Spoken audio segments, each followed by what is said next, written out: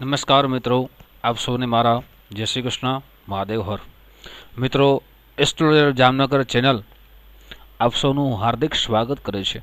મિત્રો, આપ મારા જ્યોતિષના દરેક વિષય ઉપર ખૂબ જ પ્રેમ આપો છો, તે બદલ આપ સૌનો ખૂબ ખૂબ આભાર.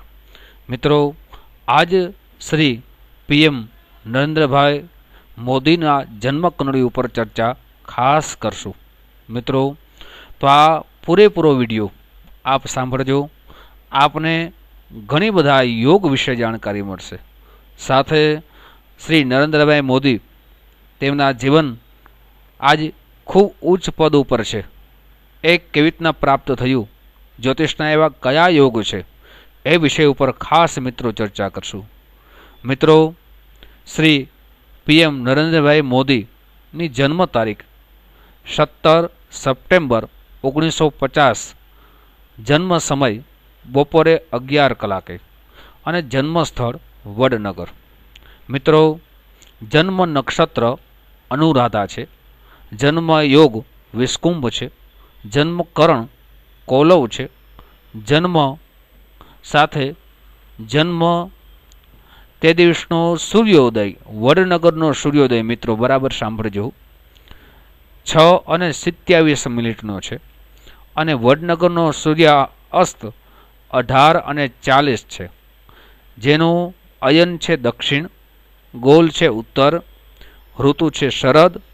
સાથે મિત્રો લગ્ન સ્વામી મંગળ છે, લગ્ન ચરણનો સ્વામી ચંદ્ર છે, લગ્ન નક્ષત્રથી સંબંધ મિત્ર છે, જન્મ નક્ષત્રનું ચરણ 4 છે, નક્ષત્રના દેવ ઇન્દ્ર અને અગ્નિ છે, નક્ષત્રનો સ્વામી ગુરુ મહારાજ છે અને લગ્ન સ્વામીથી સંબંધ પણ મિત્ર છે, ચરણ સ્વામીથી સંબંધ પણ મિત્ર છે.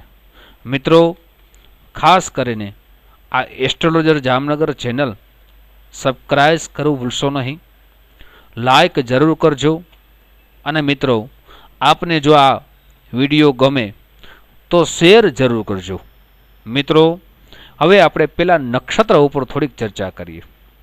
વિશાખા જન્મ નક્ષત્ર લગ્નનું નક્ષત્ર છે, સાથે ચંદ્ર અને મંગળ મિત્ર છે, નક્ષત્રનો સ્વામી પણ મિત્ર છે અને ચંદ્રમાની દશા જ્યારે શરૂ થયું ત્યારથી વધારે શુભ ફળ જોવાય છે.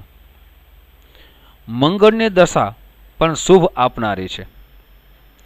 આમ જોતા ગુજરાતમાં ચંદ્ર અને મંગળની દશા શુભ ફળ આપનારી છે. 29/11/2011 થી તારીખ 28/11/2021 સુધી વિંશોત્તરી દશામાં ચંદ્રની છે, જે અતિ શુભ ફળ આપવાવાળી છે. સાથે આ આધારે જોતા વૃશ્ચિક લગ્ન ચંદ્ર અને મંગળનો સફળ યોગ બનાવે છે. જન્મ કુંડળીમાં સૂર્ય દશમેશ છે. મિત્રો, ખાસ કરીને જ્યોતિષ જિજ્ઞાસા રાખનારા મિત્રોને આ કુંડળી ઉપર ખૂબ જ આ ચર્ચા કરીએ છીએ જાણવા મળશે.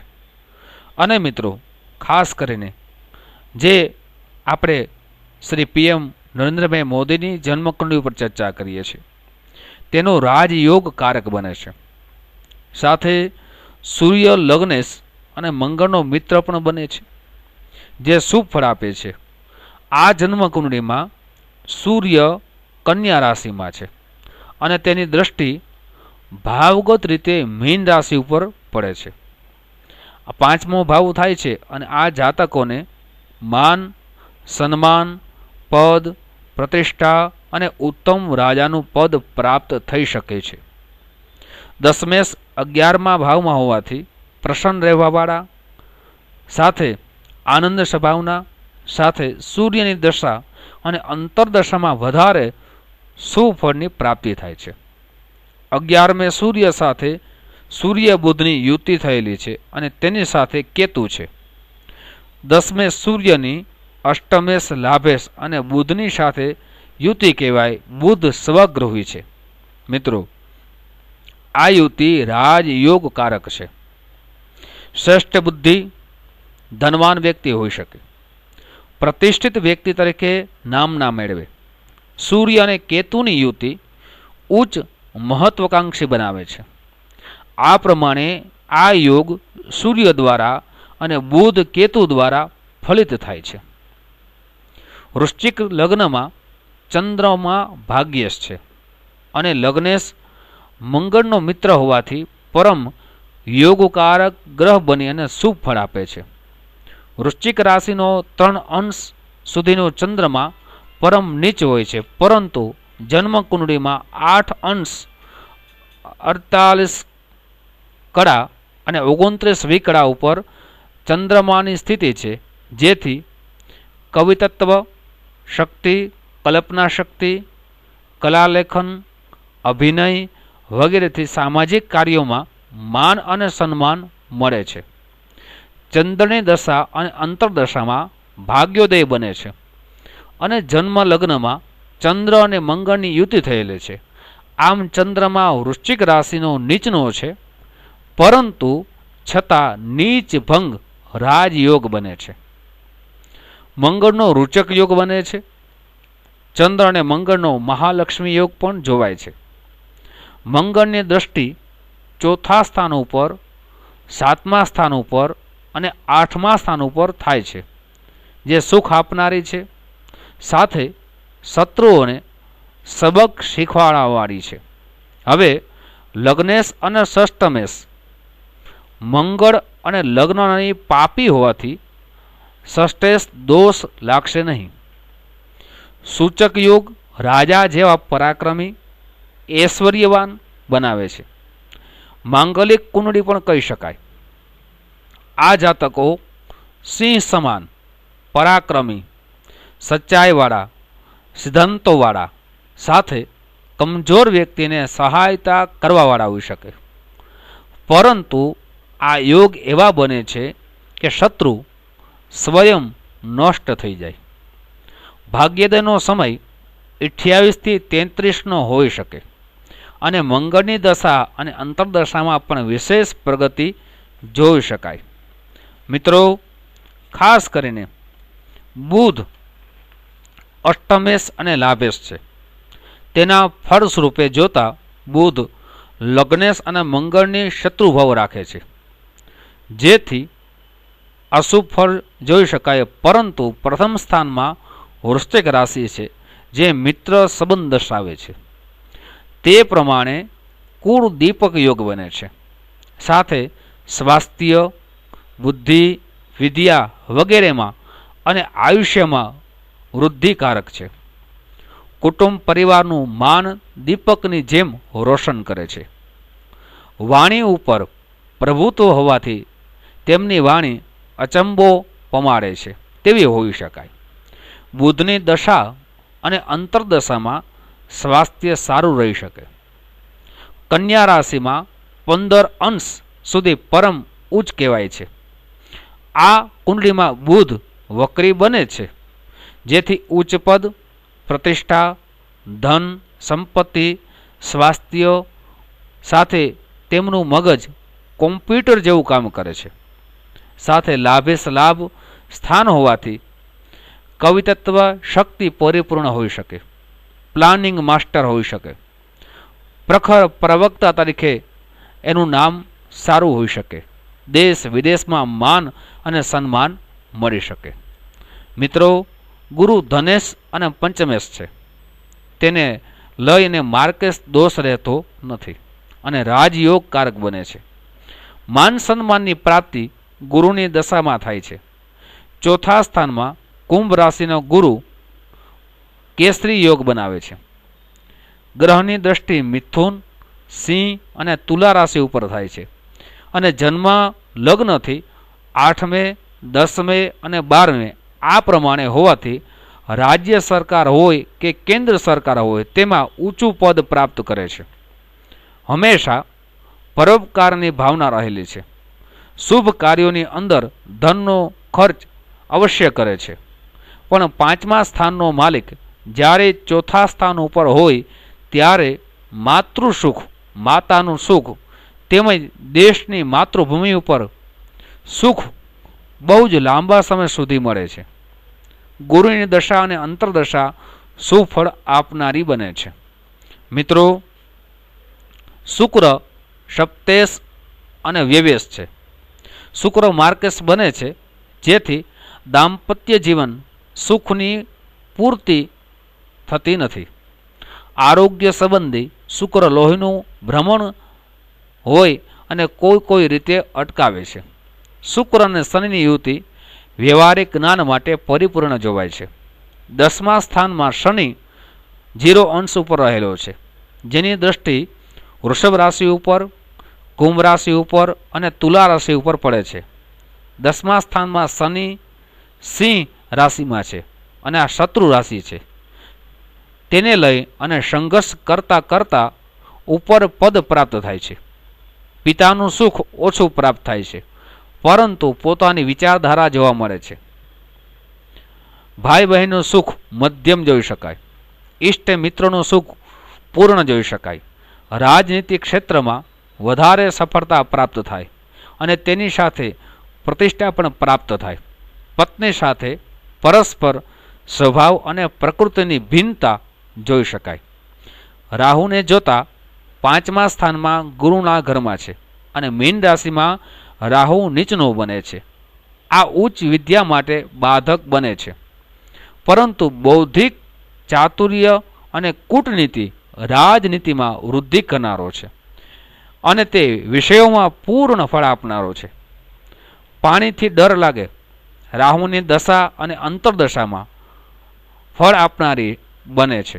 સૂર્ય અને રાહુની યુતિ અને પ્રત્યુ જે ગ્રહણ યોગ બનાવે છે, સંતાન માટે બાધારૂપ બને, જેથી સંતાન યોગમાં પૂર્ણતા જોવાતું નથી, પરંતુ અન્ય સંતાનો તરફ ભાવના સારી રહી શકે.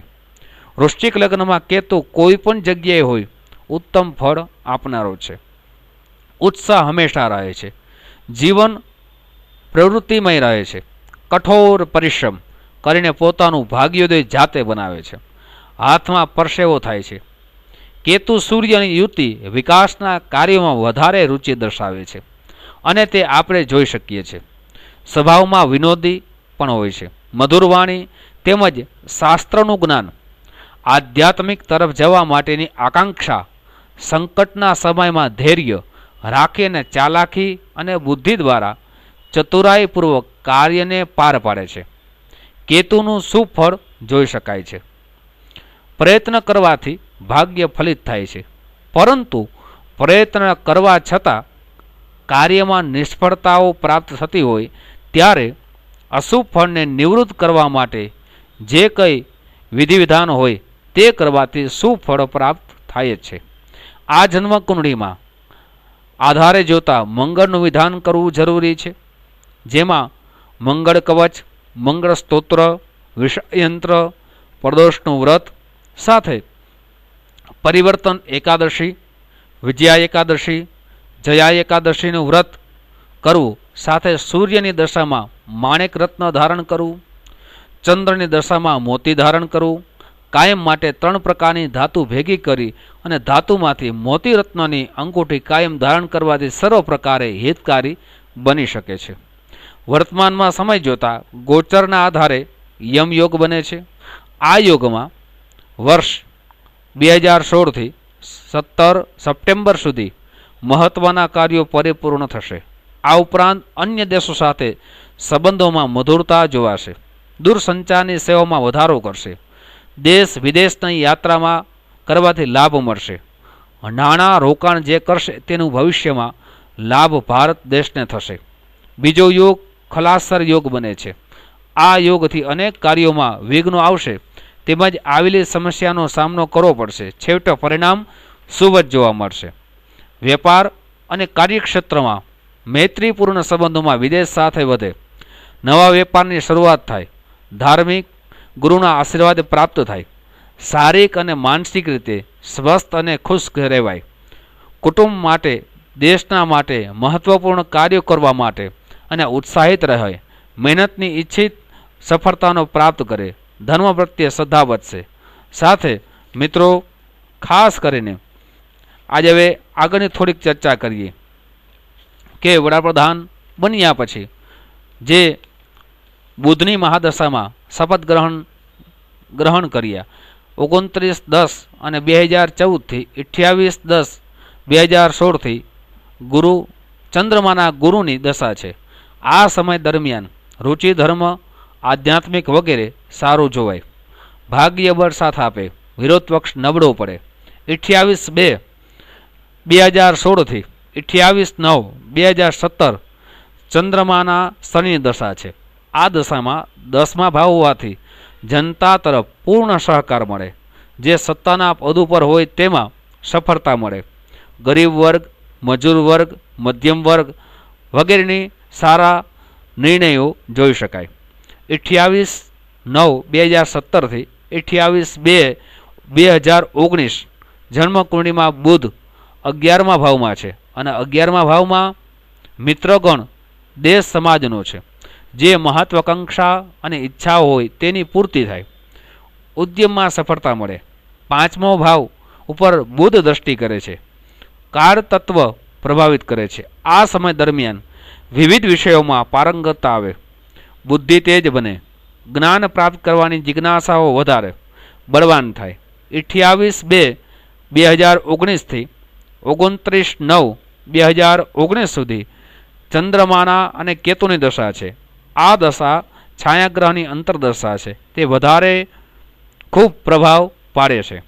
મન આનંદિત રહેશે, બુદ્ધિ શક્તિ તીક્ષ્ણ બનશે, અન્ય સ્થળોથી મુસાફરી થશે. શેર સટાકીય રીતે કાળા બજારમાં, સંગ્રહખોરીમાં, જે પણ દેશમાં અન્યાય કરે છે એ ઉપર અંકુશ લાવવા માટે પ્રયત્નો સફળ થશે. જન્મકુંડળીમાં ફરકથન વિશેષ આધારિત છે. મિત્રો આ ગ્રંથો ઉપર છે. મિત્રો આ જે પણ મેં આજ વિડીયો શ્રી નરેન્દ્રભાઈની જન્મકુંડળી ઉપર ચર્ચા કરી એ શુભ અને અશુભ ફળ એ તો ઈશ્વરને આધીન છે. મિત્રો વડાપ્રધાન પદ ઉપર બિરાજમાન થયેલા શ્રી નરેન્દ્રભાઈ મોદીએ તેમના વિશેષ ઘણા લોકો ઘણું બધું વિચાર કરે છે. કોઈ એવું કહે છે કે વિદેશ પ્રવાસ વધારે કરે છે, કોઈ કપડા ઉપર ટિપ્પણી કરે, કોઈ એમ પણ કહે કે એમના એવા કયા ગ્રહો છે જે દિન પ્રતિદિન યશ, કીર્તિ, પ્રતિષ્ઠા વધારે છે. મિત્રો જ્યોતિષના આધારે તમે આ જન્મકુંડળીનું વિડીયો બરાબર સાંભળ્યો, તે ઉપરથી તમે પોતે નિર્ણય કરી શકો કે જન્મના ગ્રહો માણસને, જીવ માત્રને શુભ અને અશુભ પરિણામ આપે છે. આવું વૈદિક જ્યોતિષશાસ્ત્રમાં લખાયેલું છે. સાથે મિત્રો મારી મતિ પ્રમાણે અને જ્યોતિષના આધાર લઈ આ ફળકથન તૈયાર કરેલું છે. આ જન્મકુંડળીમાં દરેક પાસાઓથી જોતા પરિણામ શુભ જ જોવાય છે. તમે હાલમાં પ્રત્યક્ષ જોઈ રહ્યા છો. મિત્રો ખાસ કરીને નમ્ર વિનંતી છે કે આજ વિડીયો મેં તમારી સમક્ષ મૂક્યો છે. એ વિડીયો ખાસ કરીને આપને ગમ્યો હોય તો શેર જરૂર કરજો અને આપનો પ્રતિભાવ, આપનું કોમેન્ટ જરૂર લખજો. મિત્રો મારી આ ચેનલ એસ્ટ્રોલોજર જામનગર, જો આપ જે પણ આપનો લક્ષો પ્રતિભાવ એનાથી ખૂબ આનંદની લાગણી અનુભવાશે. મિત્રો આપ જે આ મેં વિડીયો ફળકથન ઉપર મૂક્યો છે અને આપે સાંભળ્યો, આપ સૌનો ખૂબ ખૂબ આભાર. આપ સૌને મારા જય શ્રી કૃષ્ણ, મહાદેવ હર. ખાસ મિત્રો અમારી ચેનલ પણ ફરીથી કહી દઉં છું, સબસ્ક્રાઇબ કરવી ભૂલશો નહીં, લાઇક કરવી ભૂલશો નહીં અને મિત્રો આપને ગમે તો આ વિડીયો જરૂર શેર કરજો. મહાદેવ હર.